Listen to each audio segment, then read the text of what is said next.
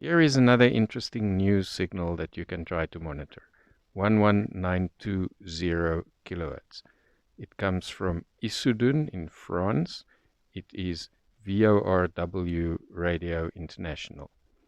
Normally, the signals come from Florida, from WRMI's transmitters, and they are mostly beamed towards the United States. But this new frequency, which came on air today, on 11 December, is a high-power transmitter in Issoudun, so it's possible to pick this up in Europe and Africa and probably elsewhere. I picked it up in Johannesburg, South Africa. I listened right from the start. This was the first transmission on this frequency. Oddly, it started a couple of minutes late, so a little bit into the news bulletin is when I could start hearing the signal. Very nice and clear in the beginning. Unfortunately, the signal deteriorated rapidly after about 20 minutes, and then it just became noise. But the beginning of the broadcast was nice and clear. So I'm playing you some clips from the news bulletin, and there's a station ID, and also he gives an address where he can be contacted and talks about how he wants to hear from listeners that they are listening to the show. The guy running this is called John Jurasek. He has a YouTube channel, a very, very popular YouTube channel, where he mostly does food reviews. He also has a podcast with a radio show, and then he's got this shortwave radio show, which, as I say, there's the one from Issoudun, and then there are the transmissions from Florida. I will leave all the frequencies in the description of this video, so you can try and monitor this. This was on my XHDATA D-808 in Johannesburg, South Africa, from 1900 UTC, 2100 my local time. In the occupied West Bank, a senior UN official told Reuters news agency that a new process for inspecting aid to Gaza at Kavim Abu Salem crossing is being tested, but efforts to get permission for trucks to enter through the crossing and ramp up relief to the besieged enclave are still continuing. The families of Israeli captives in Gaza have confirmed the death of Sa'al Baruch, a 25-year-old soldier who was taken captive on October 7. The Palestinian President's office claims the U.S. veto at the UN Security Council meeting in regards to a truce makes the U.S. responsible for bloodshed in the Gaza Strip. Israeli media reports that 2,000 wounded Israeli soldiers have been recognized as disabled by the Defense Ministry, and that 5,000 soldiers have been wounded since the beginning of the war. Deir el-Balah in central Gaza was targeted by Israeli forces. Numerous fatalities were reported there. And a meeting between the Arab Islamic Summit Ministerial Committee and U.S. Secretary of State Anthony Blinken has taken place in Washington, D.C., with Arab and Muslim leaders urging the U.S. to pressure Israel for an immediate ceasefire. In additional updates, an Israeli drone fired on a car in southwest Syria, killing 4 people, according to Syrian state media. And U.S. officials told Reuters that Washington has asked Congress to approve the sale of 45,000 shells for Israel's Merkava tank. The IDF says it hit several Hezbollah military positions in the latest round of strikes. Hezbollah earlier claimed several attacks on Israeli military positions in northern Israel. Prime Minister Benjamin Netanyahu recently warned that Beirut would be turned into Gaza if Hezbollah started an all-out war. If Hezbollah chooses to start an all-out war, then it will, by its own hands, turn Beirut and southern Lebanon, not far from here, into Gaza and Khan Yunis, Netanyahu said while visiting troops at the border. And going over to Yemen, Yemen's Houthi movement says it target all ships headed to Israel, regardless of their nationality, and warned all international shipping companies against dealing with Israeli ports. If Gaza does not receive the food and medicines it needs, all ships in the Red Sea bound to Israeli ports, regardless of their nationality, will become a target for our armed forces. The group's spokesperson said in a statement on Saturday, "The threat had an immediate impact," the statement added. The Iran-aligned group is escalating the risk for a regional conflict as Israel continues to bombard Gaza with drones, killing more than 18,000 people so far and wounding 50,000 others. In recent weeks, the Houthis have attacked and seized several Israeli-linked ships in the Red Sea, a sea lane through which much of the world's oil is shipped, and has fired ballistic missiles and armed drones at Israel. In one of the latest incidents, 3 commercial vessels came under attack in international waters last week, prompting a U.S. Navy destroyer to intervene. Last week, the Houthis attacked 2 ships off the Yemeni coast, including a Bahamas-flagged vessel, claiming it was Israeli-owned.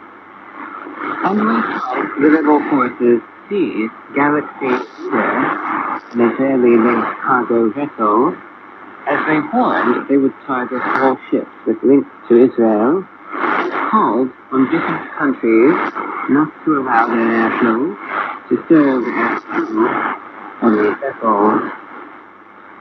Houthi officials say that actions are a show of support to Palestinians. Israel calls these attacks on ships Iranian acts of terrorism with consequences for international maritime security. The US and UK have condemned the attack, blaming Iran for its role in supporting the Houthis. Tehran says its allies make their decisions independently. So that's the latest update on the war. The bloodshed continues both across the Gaza Strip as well as the border between Israel and Lebanon.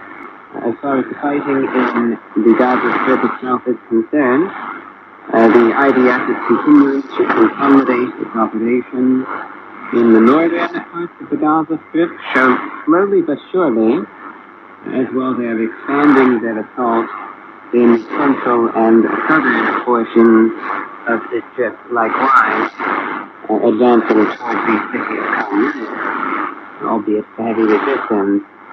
There's a lot of death, a lot of destruction continuing. There were some reports that in the last day, there was approximately 400 fatalities reported.